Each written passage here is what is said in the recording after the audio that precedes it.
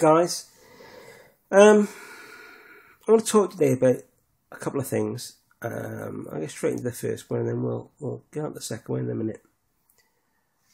Firstly, I want to talk about cancer. It's something that affects us all. They say 1 in 3 of us will be diagnosed with it at some point in our lives, some form of cancer or the other. And the rest of us will know somebody. I myself, my father died of cancer back in 2004, I think it was. It was not, a lot of people were hurt by that, grieving over it. He was, a well-known, well-liked man. He played the guitar in a band, so he got around a bit, made a lot of friends, and we were from a big family, so it affected a lot of people there. Then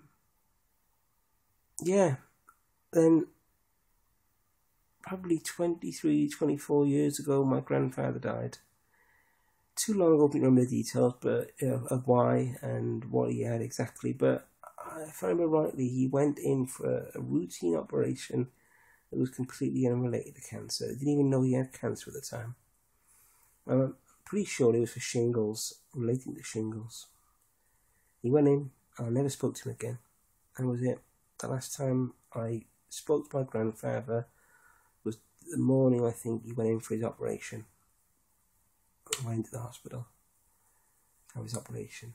And the next time I saw him was a couple of days later. I went up to the hospital to say my goodbyes. He wasn't speaking, he was asleep. I remember it was night time.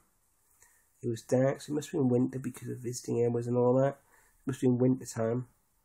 I remember the bedside lamp being on, some subdued lighting, and my parents were standing around his bed, and we went in, and talk about it now, it's emotional, really. Quite sad. Brings back some memories, some feelings. But anyway, nowadays, today I know 2 people that have suffered from cancer, and as of yet are fit and well and all okay. They've come through, one of which I had to have some major surgery to get, to fix them, full hysterectomy.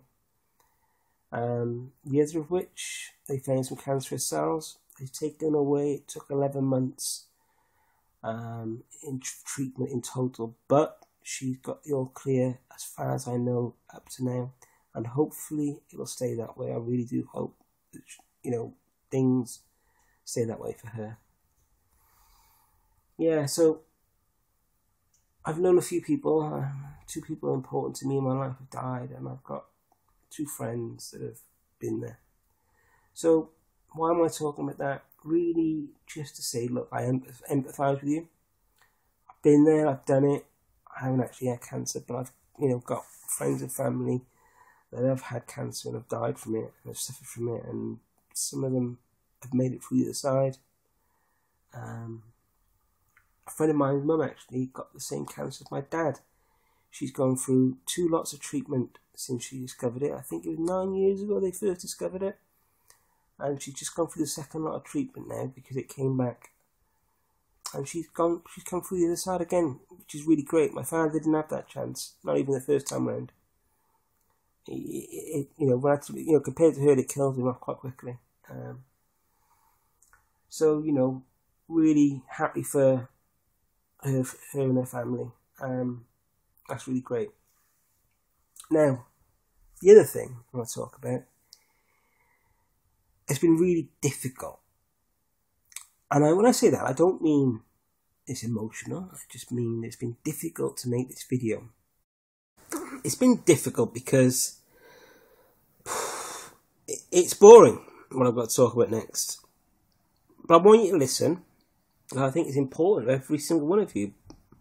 Of all my 74 Facebook friends, I can probably say there's 3 people that fully understand what I'm talking about and totally agree.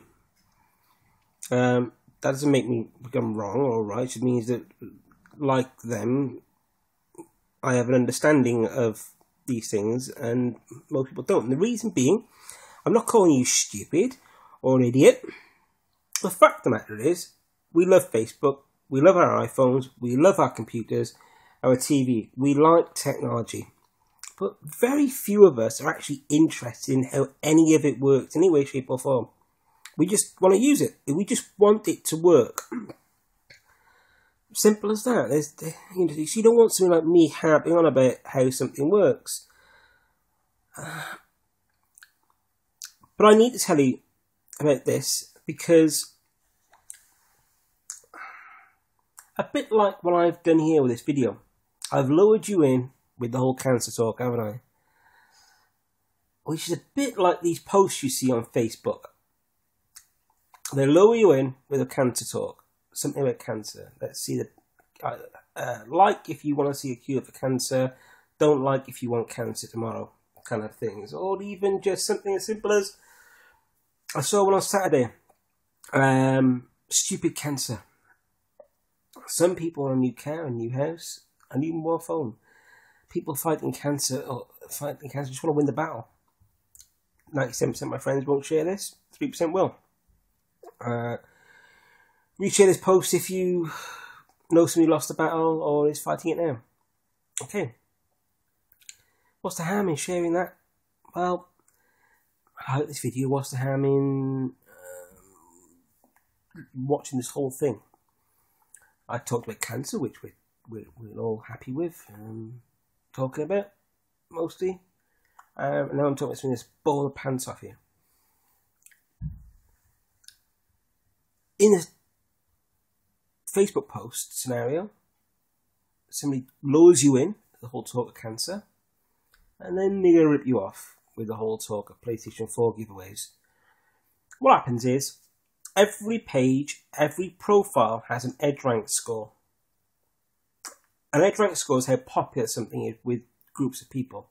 Normally the groups of people being like, if a page is about cars, then it will look for people that are interested in cars, and against them, this page will have a high EdgeRank score. The people who are into flowers, it'll have a low EdgeRank score, if you like, you know. So, this post is from a page about finding a cure for cancer or supporting those with cancer, and we want to do that, don't we? Let's give money to find the cure for cancer. That's what will fix the cure for cancer, and I can't wait for that day to come. Sharing posts on Facebook will do nothing but, at most, may give somebody a little warm, fuzzy feeling inside their bellies when they read it, especially if they're people that are suffering with cancer or got a loved one suffering with cancer. It'll be like a big thank you for sharing your lovely message. 6 months down the line, not even that long, 6 weeks down the line, that page will be sold. It'll be sold to an individual that's going to rename it, rebrand it, delete all the old content, a bit like selling a shop to another. You've got a news agent that you've had for a short time, a long time, whatever, very popular, and then you sell it to somebody. They strip out all of your gear, they throw away all the old stock, give it a new name above the door. You come in, there's new colours, new counters. It's a hair salon. The address is still the same, just like a Facebook page address stays the same. And the name and everything else has changed, yeah? So they've sold, an individual has changed it. Now, the danger there is that Amazon never needed to do that, because Amazon, everybody knows and everybody loves. Well, I say loves. Yeah, they appreciate that it offers good value for money. And they didn't need to buy some page that lured you in with cancer talk. They just set up a page. Now they're job done. The only kind of person, in my view, that needs to buy a popular page is somebody who could never create that image themselves. Criminals, why on earth would you, if you went to a page and you were ripped off in some way, why would you like it? You wouldn't, would you? You never would. And that's why criminals need to buy these popular pages with high EdgeRank scores.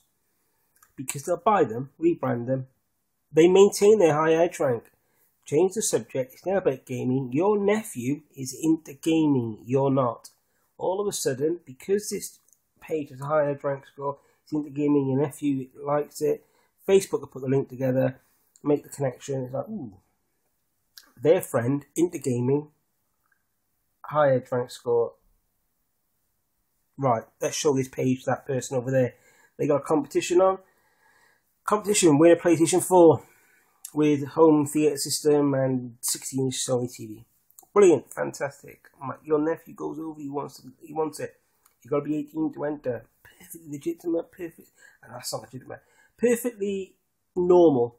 You know, Amazon would do the same thing. You have to be over 18. Sign up here and use your credit card numbers to prove it. Again, a perfectly normal thing to do. Amazon would do the same thing. Difference is, Amazon would take your credit card number, put it on a computer system that was protected by some of the world's best software and firewalls, and reorganize your number into a 50 million digit number that nobody in the world can understand except for the computer system that created it in the first place. So anybody who did want to rip you off in the organization couldn't anyway, because all they'd have is this great huge number and letters, and it's called hashing. Whereas this company has no interest in protecting you. They want your credit card number, they want your email address, and they're hoping the password you use to create your account is the same as your email address, so they can go in and take all your account details and reset all your passwords on your Facebook and your Twitter, so then they can like on your behalf their wonderful scam page, and that's how it works. That's what happens. That's why we shouldn't share these lovely messages. Not just cancer. We're talking any lovely message. I say any. I'm not saying that 100% of these messages you see are designed to be sold, or for the page to be sold for scam artists. And in fairness, they're not designed to be sold to scam artists. It's just they're the kind of people that buy them. But nobody seems to have the ability to distinguish what's good and what's bad. What pages are not going to be bad and ones that are. And I haven't got all the answers. But when I see these posts, I look at them and I say, right, where did it come from? Okay, does this look legitimate? Does this look harmful? And they will give away signs. I'm not going to go into the technicalities of how. If you want to know how, I can talk about that. And really, it's a whole new video. And like I said, I don't want to bore you too much. I've already bored you enough. I've been talking for 8 minutes, 25 seconds since I've stopped talking about cancer. So, stop doing it. Write the message yourself. Think about it like this. If you get a card from Clinton, you think, thank you very much, lovely. Really appreciate that. If you get a card that's been made by hand, you think, wow, that's really lovely, that is. That is a really nice thing for you to do. Really appreciate it. It took you a lot of time and effort, I bet, didn't it? And you may even keep it in a little keepsake box or something. Write the message on Facebook. It takes 20 seconds to write the message. How long does it take you to text somebody? You know, I love you, Mum. I love you, daughter. I'm thinking about you and your cancer treatment. I'm thinking about, share links about Cancer Research UK. Get people to donate. Do something useful. Don't share a link that says, I wish cancer was gone. Because all the wishing in the world isn't going to send it away. Simple as that, isn't it? Do something useful. You can go to Cancer Research UK, donate some money, and share the page so that other people can donate to it. And write a lovely little message about it. Don't spread these pages that are most likely going to end up being scams at some point in the future. And when I say some point, we're not talking years, we're talking weeks. Days even. Thanks for listening. I hope you have got this far. Be safe online, and I'll speak to you again soon.